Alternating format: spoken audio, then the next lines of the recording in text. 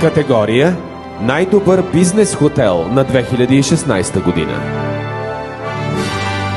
Наградата отива при Олив Сити хотел, град София. Ще бъде получена от Ивелина Иванова, генерален мениджър на Олив Сити хотел, а ще бъде връчена от Николай Стойнев, заместник-председател на Столичен общински съвет, и Иво Маринов, директор на ОП Туризъм София.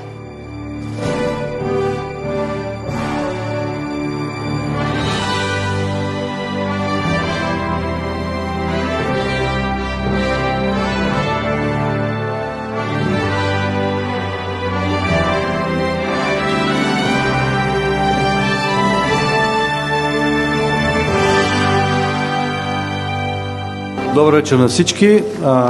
За мен е истинско удоволствие да връча наградата на хотел Олив за най-добър бизнес хотел за град София, тъй като през миналата година той се доказа като един от най-добрите обекти в град София. Наистина града имаше нужда от един такъв обект.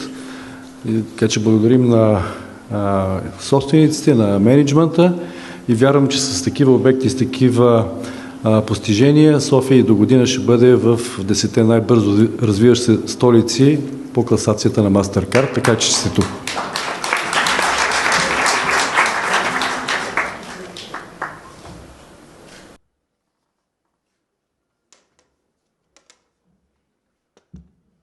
Благодаря много за тази оценка. За мен е чест да получа тази престижна награда от БХРА.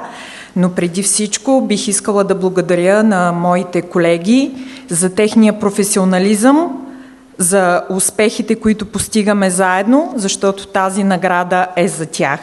Благодаря ви.